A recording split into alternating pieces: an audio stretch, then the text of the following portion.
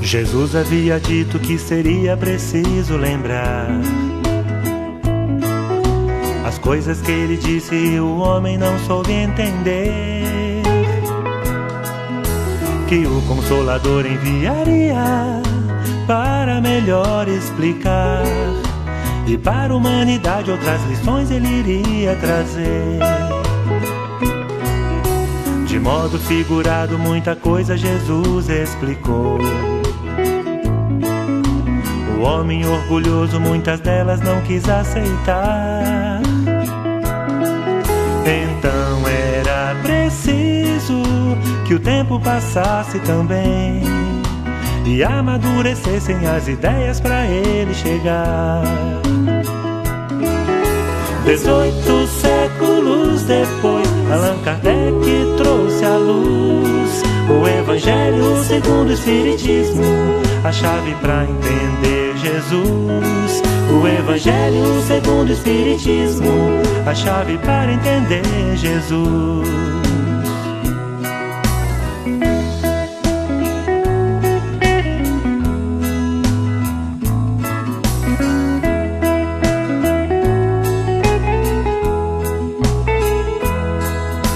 Que o Consolador enviaria para melhor explicar, e para a humanidade outras lições ele iria trazer. De modo figurado muita coisa Jesus explicou. O homem orgulhoso muitas delas não quis aceitar. Então era preciso que o tempo passasse também e amadurecessem as ideias para ele chegar. 18 séculos depois, Allan Kardec trouxe à luz o Evangelho segundo o Espiritismo, a chave para entender Jesus. O Evangelho segundo o Espiritismo, a chave para entender Jesus. 18 séculos depois, Allan Kardec trouxe à luz o Evangelho segundo o Espiritismo, a chave para entender Jesus. O Evangelho segundo o Espiritismo, a chave para entender Jesus.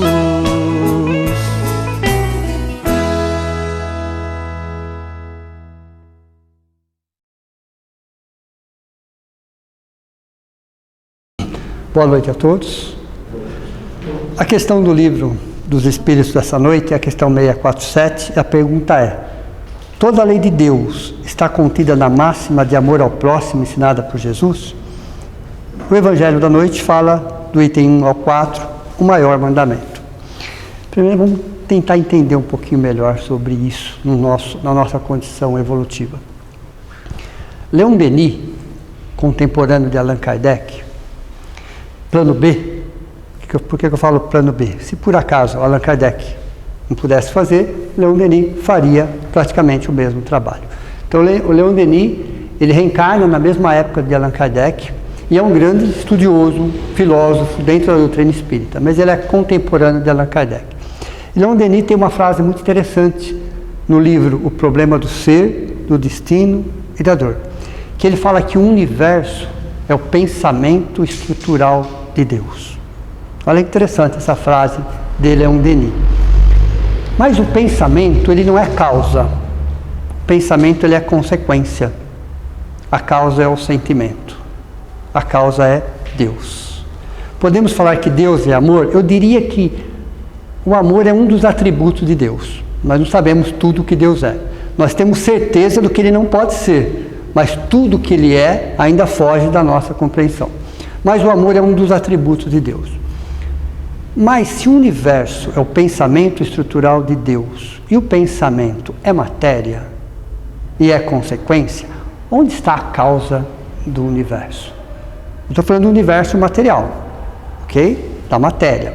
Então a causa do universo é um sentimento. o sentimento que permeia todo o universo, das micropartículas cósmicas às grandes galáxias, só existe um sentimento que envolve tudo isso. Esse sentimento se chama amor. Então, quando se fala que o mal existe, né, costuma brincar, não, o que existe é a ausência do bem. Não existe ausência do bem também, porque não existe ausência do amor em lugar nenhum. O que existe é a ignorância do amor. Isso existe, mas o amor existe das micropartículas atômicas às grandes galáxias. Nós estamos mergulhados no amor de Deus. A nossa estrutura material é amor. O nosso psiquismo é amor.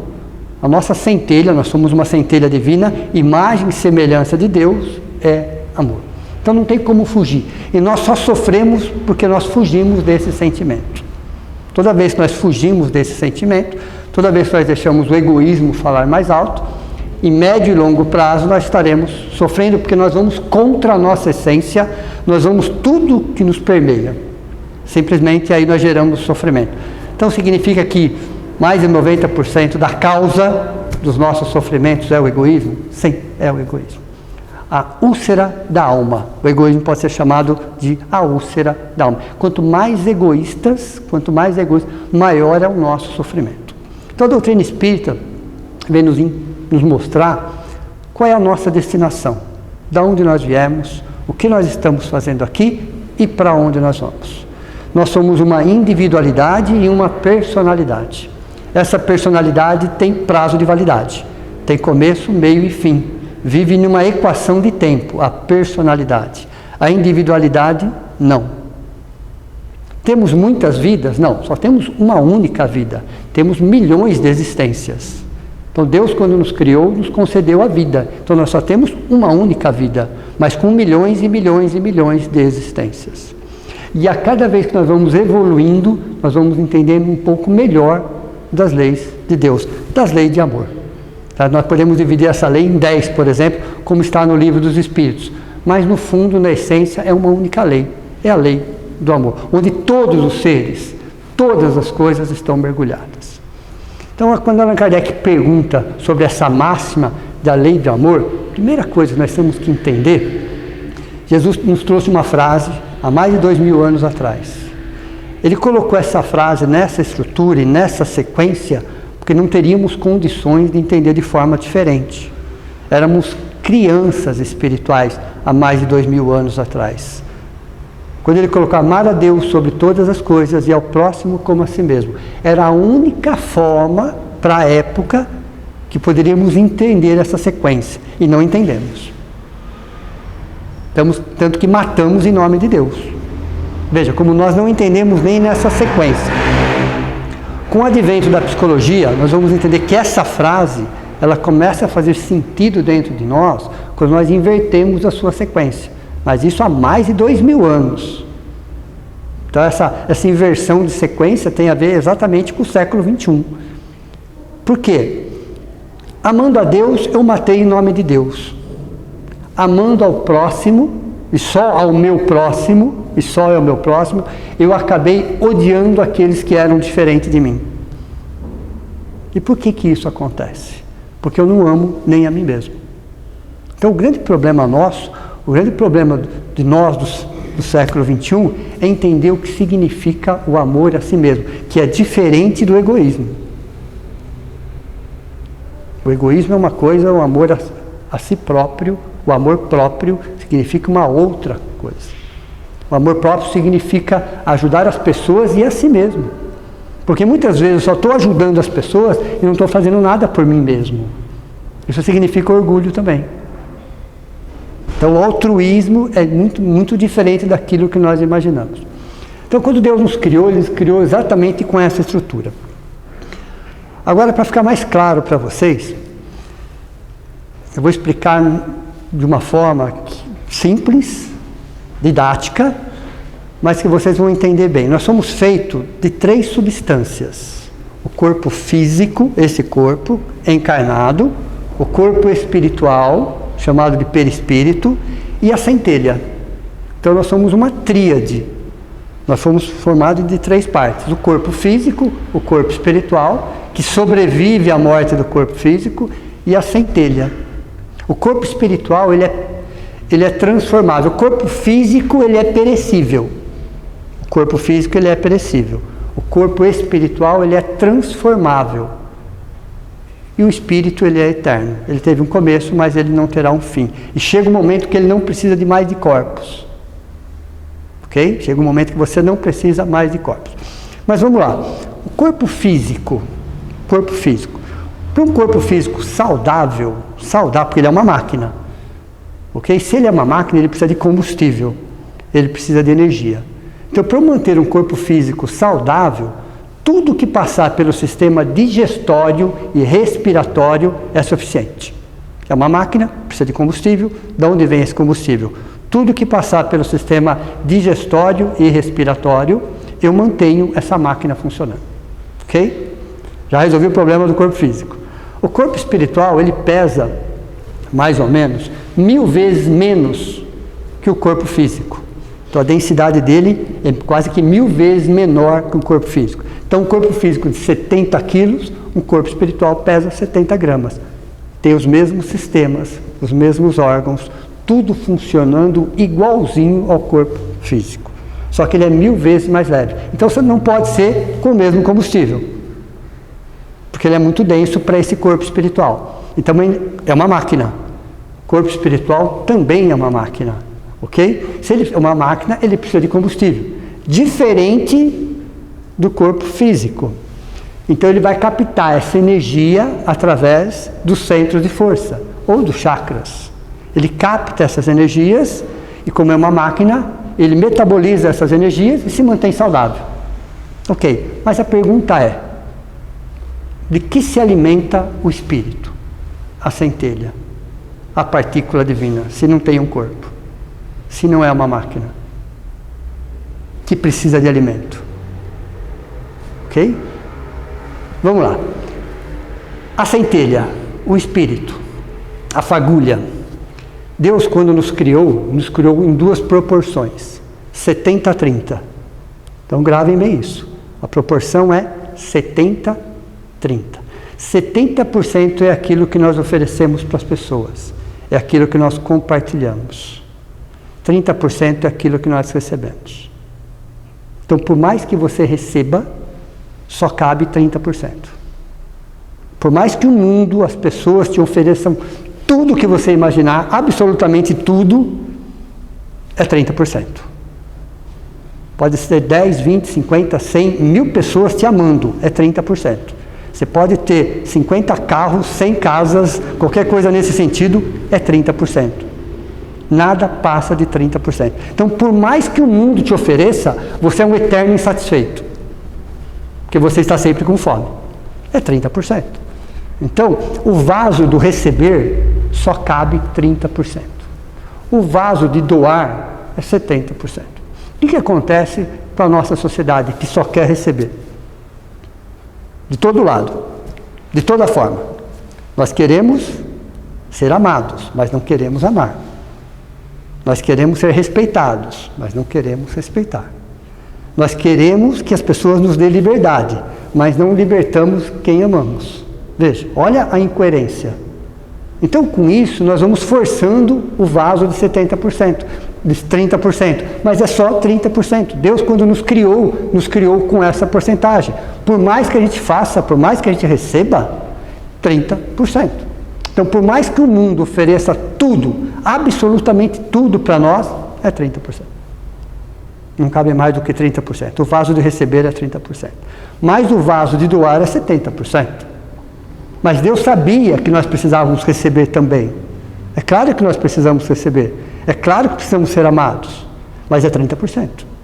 Então o nosso psiquismo divino, vamos falar assim, ele agrega valores a partir do momento que você compartilha. A partir do momento que você doa. A partir do momento que você oferece. Sem cobrar nada, absolutamente nada. Pelo simples ato de oferecer. Allan Kardec nos trouxe uma frase que para o século XIX já foi uma revolução. Para o nosso século, a frase continua, claro, mas ela muda um pouco na sua estrutura. Allan Kardec trouxe a seguinte frase: fora da caridade não há salvação. É uma frase própria do século XIX, ok? Não podia ser escrito de outra forma, é desse jeito mesmo. Se eu pegasse essa frase e trouxesse para o século XXI, usaríamos uma outra terminologia, porque caridade é o amor em ação. Então, fora do amor não há evolução. Então, se nós queremos evoluir, não tem outro caminho, como seres humanos. Qual que é a nossa proposta para o século XXI? Sermos seres humanos, que ainda não somos. Que ainda não somos. O ser humano autêntico, vamos falar assim, é aquele que se identifica com a caridade, com a solidariedade, com a amizade, com o perdão, com a amizade. Então ele vai construindo valores onde ele vai estar sempre se doando, se doando. É interessante que podemos categorizar o amor em 3 níveis. 3 níveis. O amor infantil, o amor adulto e o amor sábio. O que é o amor infantil? Eu falo infantil porque a criança, naturalmente, e isso é normal que seja dessa forma, ela é egoísta. Uma criança pequena, ela precisa ser, inclusive. Ok? Então a família toda fica girando em torno porque é uma necessidade de sobrevivência, inclusive. Então o amor infantil, a palavra mais forte, a palavra mais importante dentro do amor infantil é a palavra eu. Então tudo é para mim. Isso é o amor infantil. Então a família inteira se desdobra para atender a necessidade daquela criança, que é natural que seja dessa forma, que é normal. O problema é que nós crescemos e achamos que o mundo deve nos tratar como nossa família nos tratava. Então a primeira palavra é o amor infantil, onde a palavra eu é a mais importante. Evoluímos um pouco, amor adulto. O amor adulto, a palavra mais importante é nós. Você já percebe que o outro existe, inclusive. No amor infantil, não. É só você. É só você. Tudo para atender os seus interesses, os seus desejos, os seus objetivos. Isso é um amor infantil. Okay? Então tem gente com 40, 50, 60, 70, 80, 90 anos ainda achando que o mundo tem que atender às suas necessidades. É o amor infantil. Um psiquismo ainda infantil nesse sentido. No amor adulto é a palavra nós. Você já percebe, sente que existe uma outra pessoa que também tem opinião, que também tem desejo e que você precisa compartilhar. É o amor adulto, a palavra nós. Mais evoluído, entramos na terceira categoria do amor. É o amor sábio, onde a palavra você se torna a mais importante. Veja, olha que interessante isso. Então, na nossa existência, muitas vezes somos infantis, às vezes somos adultos e raramente somos sábios. É assim que funciona. É assim que funciona. Então, muito do nosso sofrimento vem justamente dessa ainda nossa necessidade de não nos conhecermos, de não amarmos nem a nós próprios. E aí projetamos nas outras pessoas todas as nossas carências. A maior carência que existe para o século XXI é chamada de carência afetiva. Não é a carência material, é a carência afetiva. Mas quando eu falo em carência afetiva, pense na autoafetividade primeiro. Se eu não me amo, como é que o outro vai me amar? Se eu não me respeito, como é que o outro vai me respeitar? Então, a maior carência que existe no planeta Terra do século XXI é a carência afetiva. A maior dor que existe é a dor-ilusão. É a maior dor que existe. Autoilusão. O ser humano é o único ser que consegue enganar a si mesmo, mentir para si mesmo. Então a maior dor que existe, chamado dor-ilusão. O maior desafio do século XXI é o perdão, é o auto-perdão. Veja. O maior desafio é o perdão, mas primeiro é o auto-perdão. E a pior droga que existe para o século XXI é a mentira. É a auto-mentira. Então veja, nós adentramos o século XXI com essas 4 bases. Da maior carência, da maior dor, do maior desafio e da pior droga. Isso está dentro de nós, não está fora de nós. Cada um de nós, em porcentagens maiores ou menores, nós carregamos isso. Então a doutrina espírita ela vem nos explicar exatamente isso. Quer ser feliz? Se doe. Compartilhe. Ajude alguém. Faça alguma coisa, mas ame a si próprio. Se falava um tempo atrás de reforma íntima, reeducação emocional centrada no alto amor. Veja, reeducação emocional centrada no alto amor. Então, quando nós começamos a olhar para nós com carinho, com respeito, entendendo as nossas necessidades, entendendo as nossas dificuldades, entendendo as nossas limitações, e nós vamos gostando de nós como nós somos nesse momento, primeira coisa é aprender a gostar de nós como nós somos nesse momento. O dia mais importante da nossa vida é hoje, nem foi ontem, nem será amanhã. Quando você se olha no espelho, você percebe que você é um ser humano, com potenciais, e sem nenhum tipo de comparação. Não existe comparação, não existe. Toda comparação ela é injusta. Não tem como você comparar. Com o quê? Só se você se comparar com você mesmo. Aí tudo bem, isso faz sentido, você se comparar com você mesmo. Eu estou melhorando, eu estou piorando, eu preciso acertar isso, eu preciso acertar aquilo. Essa comparação ela é justa e ela é válida. Mas você se comparar com alguém, para quê? Se você se comparar com alguém que está no degrau de baixo, é para você se sentir maior. Se você se comparar com alguém que está no degrau de cima, é para você se sentir menor. Então veja, toda comparação, e todo ser humano tem qualidades e limitações. Todos estamos no planeta de provas e expiações. Então, quando Jesus fala que o maior mandamento é o amor, primeiro é o alto amor. É entender o que acontece conosco. Amando a si mesmo, entendendo a si mesmo, perdoando a si mesmo, eu passo a olhar o próximo como a mim mesmo. Então, eu não vou conseguir enxergar eu numa outra pessoa.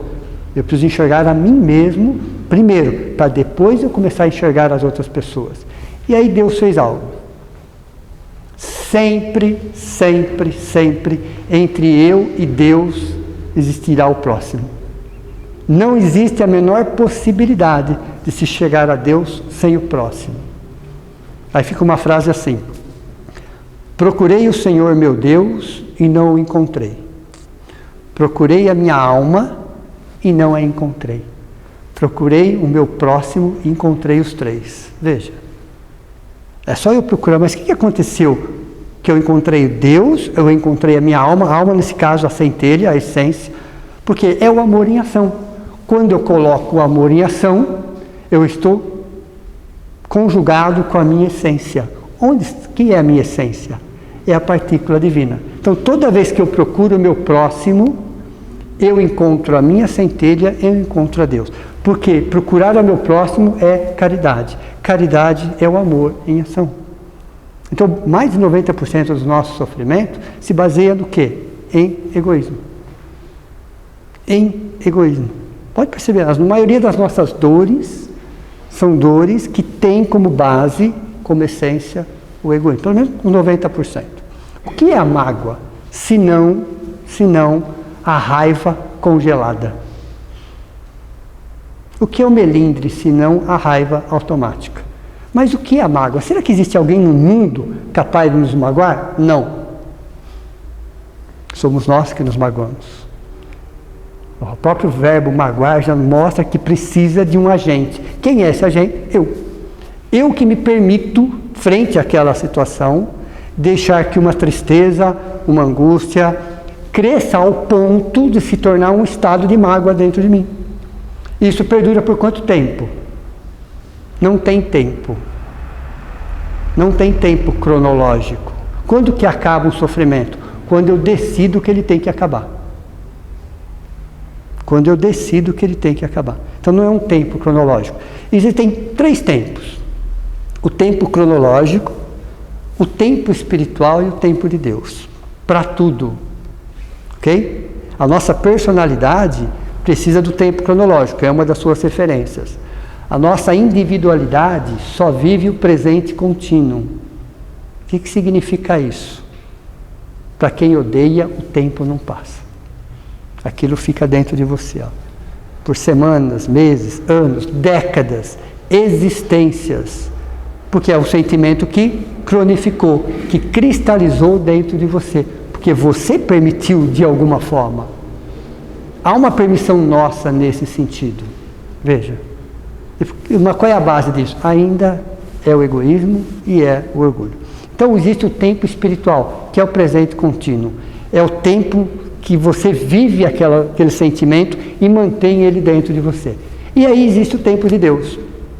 O que é o tempo de Deus? Deus, na sua sabedoria infinita, nas suas leis perfeitas, nos criou perfectíveis, não imperfeitos.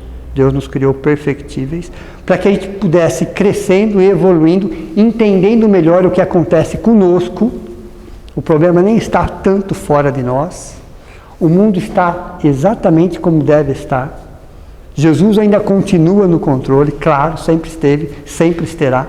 Com ele uma série de espíritos muito evoluídos que coordenam cada movimento, mas nos dá o livre-arbítrio. Nos dá o livre-arbítrio. Uma coisa é a dor, outra coisa é o sofrimento. Não são coisas iguais. Dor é um impulso evolutivo, ainda necessário para um planeta de provas e expiações. Ok? Então você pode categorizar a dor como dor evolução, que é uma dor de fora para dentro, que independe da nossa vontade. Podemos categorizar a dor como dor expiação, que é de dentro para fora, é aquilo que nós escolhemos. Podemos categorizar a dor como dor auxílio, promovida pela espiritualidade superior para despertar as nossas consciências. E tem a dor sensibilização, que é a dor das grandes almas. Então, para o planeta Terra, a dor ainda é necessária, mas o sofrimento não. O sofrimento é livre-arbítrio. Todos nós estamos aqui para sermos felizes. Aliás, reencarnamos com essa proposta. Mas o que é felicidade? Ainda não sabemos. Mas uma das bases, uma linha de pensamento, pelo menos, sobre felicidade, poderíamos colocar ela numa sequência matemática, ou numa fórmula matemática. Felicidade igual realidade menos expectativa. Felicidade igual F é igual R menos E. Felicidade é igual realidade menos expectativa. Quanto menos expectativa nós criarmos em relação a nós mesmos, em relação às pessoas, melhor. E por que eu criaria tanta expectativa? Por que o outro, ou a outra, ou o mundo tem que suprir as minhas necessidades, os meus desejos, as minhas vontades? Interessante isso. Aí as coisas não saem milimetricamente como eu gostaria, eu acabo me magoando. Interessante isso. Porque a mágoa também é um atributo divino dentro de nós, para que a gente possa ressignificar o fato e a situação. Antes da gente reencarnar, nós pedimos algumas situações. Nós solicitamos algumas situações. Poucas, tá? A maioria é dessa existência mesmo, ok? Mas antes de reencarnar, nós pedimos algumas coisas e alguns períodos da nossa vida para que a gente pudesse aprender algumas lições. Todos nós pedimos isso, para que nós pudéssemos voltarmos seres humanos. Nós não saímos exatamente seres humanos, mas gostaríamos de voltarmos um pouco melhor. Esse um pouco melhor significava que passaríamos por algumas situações. Isso independe de pessoas, independe de lugares, independe de situações. São as nossas lições essenciais. Aquilo que eu sinto, aquilo que eu penso, eu atraio para mim, para as minhas lições essenciais. Tudo aquilo que eu penso e sinto, eu vou atraindo pessoas e situações para perto de mim. Como castigo? Claro que não, Deus não castiga, Deus educa. Primeira coisa a entender é que as leis de Deus são leis educativas, nunca foram, nunca são, nunca serão punitivas. Sempre educativas. Às vezes ele usa o elemento dor, ok? Porque faz parte de toda essa estrutura. Mas nunca usou o elemento sofrimento. O sofrimento é uma escolha nossa. E por que nós sofremos tanto? Por que nós mantemos uma mágoa dentro dos nossos corações por décadas a fio? Será que existe injustiça? Num planeta de provas e expiações? Vamos colocar da seguinte forma. Pode até ter que exista injustiças, mas não existe injustiçados. Assim fica melhor. Porque estamos num planeta de provas e expiações. Então, querendo ou não, tudo que acontece conosco tem a ver com o nosso crescimento espiritual. Tem a ver com aquilo que nós precisamos para sermos seres humanos. Dá para ser feliz no planeta Terra? Claro que dá. É evidente que dá. Ser feliz, pessoal, é ter um equilíbrio emocional. É estar em paz com a própria consciência. É entender que os contratempos vão acontecer. De tempos em tempos, a vida vai nos mostrar situações para que a gente possa ressignificar. Para que a gente possa valorizar muito mais a individualidade do que a personalidade. E nós fazemos exatamente o contrário. Nós valorizamos ou supervalorizamos a personalidade transitória e esquecemos que somos espíritos em experiências terrenas. Nós esquecemos desse detalhe. E aí isso vai gerando sofrimento, isso vai gerando angústia dentro de nós. Porque a vida passa a não ter sentido. Porque a matéria não nos preenche. A matéria é um recurso pedagógico para a nossa evolução. Mas nós não somos matéria. Nós somos espíritos, nós somos sentimentos. E Deus nos criou para que a gente pudesse amar muito mais do que ser amado. Que a gente pudesse doar muito mais do que receber. Veja, a própria oração de São Francisco de Assis deixa isso bem claro. Bem claro. É a segunda oração mais importante, para vocês terem uma ideia. A primeira é o Pai Nosso. A segunda oração mais importante é a oração de São Francisco. Porque ele mostra o caminho da felicidade ali, na oração de São Francisco. Ele vai mostrar exatamente qual é a nossa destinação, o que nós precisamos fazer. É interessante porque na oração de São Francisco parece que a gente está levando alguma coisa para algum lugar. Não é assim? Que eu leve amor aonde há discórdia. Mas aonde há discórdia? Que eu leve luz aonde há trevas. Mas aonde há trevas? Ok? A oração toda está falando que a personalidade é da individualidade. Não é nada externo ali. Tudo é interno. É a individualidade, é a centelha abraçando, acolhendo a personalidade. Uma personalidade transitória, uma personalidade muitas vezes extremamente apegada a valores materiais, a posições sociais. E aí quando nós chegamos no plano espiritual, após essa reencarnação, alguém vai perguntar assim para a gente: quem é você? Essa é a pergunta. Quem é você? Se você falar o nome, ele vai falar assim: mas eu não perguntei o seu nome. Aí você vai falar o sobrenome, menos ainda. Aí você vai falar das suas posições ou posses. Olha, interessante. Por quê? Nós nos identificamos tanto com a matéria, tanto com os valores, que para nós, se tirarmos tudo isso de nós, não sobra nada. Não sobra praticamente nada. Aí nós vamos ficar em dúvida quem nós somos. Porque todas as referências materiais, que é importante, mas para a personalidade, para o nosso aprendizado. Nada além disso. Se nós não sabemos o que nós somos, nós vamos precisar reencarnar novamente para tentar entender o que acontece dentro de nós. Então, amar a Deus, como foi colocado no Evangelho, é entender que no início nós tínhamos instintos. Fazia parte, ainda temos. Mas no início da nossa evolução, os instintos prevaleciam. Aí nós evoluímos mais um pouco, nós vamos ter sensações. Ainda temos. Mas evoluído um pouco mais, nesse momento que nós estamos, são os sentimentos que tem que predominar dentro de nós. Então, quanto mais eu amo, mais feliz eu sou. Quanto mais eu me dou para as pessoas, quanto mais eu compartilho, quanto mais amizade eu ofereço, mais eu sou uma pessoa feliz. Mais o meu pote de 70% enche. Mais o meu pote. Não se preocupe com o pote de 30%, que Deus vai deixar ele em 30%. Vocês podem ficar tranquilos em relação aos 30%, porque a vida vai nos oferecer isso naturalmente. Não precisamos nem ir buscar isso. Vamos nos preocupar com o pote de 70%. É esse pote de 70% que dá colorido para a nossa vida. É esse pote de 70% que faz com que a gente caminhe, sim, temos os nossos altos e baixos, todos temos, mas que a gente caminhe em paz conosco mesmo, tendo a certeza que todos nós estamos cumprindo uma missão, mas o principal compromisso que nós temos é conosco mesmo. E ninguém tem resgate com ninguém.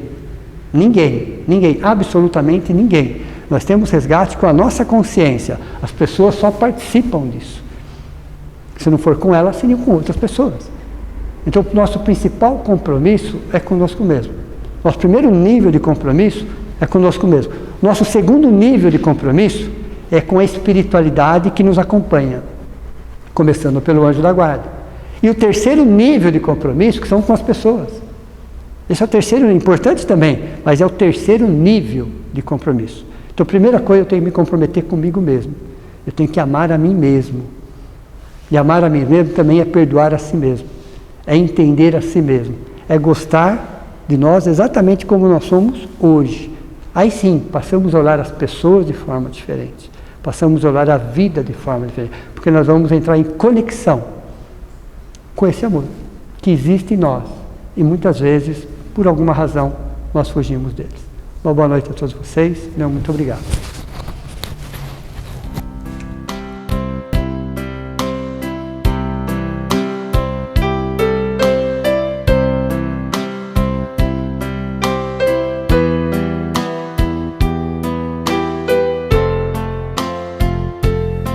Deus, nosso Pai, que tendes poder e bondade, dai força àquele que procura a verdade. Ponde no coração do homem a compaixão e a caridade. Deus, dai ao viajor a estrela guia, ao aflito a consolação, ao doente o repouso. Pai, dai ao culpado o arrependimento, ao espírito a verdade, à criança o guia, ao órfão o pai. Senhor, que vossa bondade se estenda sobre tudo o que criastes. Piedade, Senhor, para aquele que não vos conhece, esperança para aquele que sofre. Que vossa bondade permita aos Espíritos Consoladores derramarem por toda a parte a paz, a esperança e a fé. Deus, um raio, uma faísca do vosso amor pode abrasar a terra. Deixai-nos beber nas fontes fecundas e infinitas, e todas as lágrimas secarão, todas as dores acalmar-se-ão.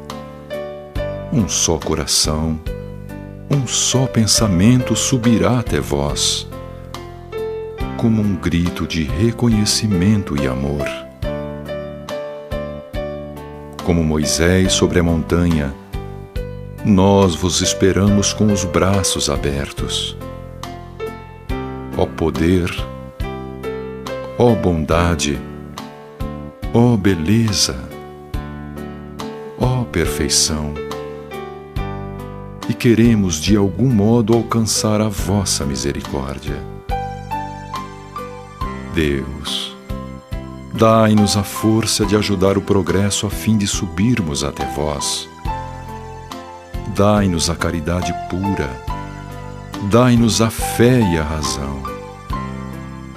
Dai-nos a simplicidade que fará das nossas almas o espelho onde se refletirá a vossa imagem.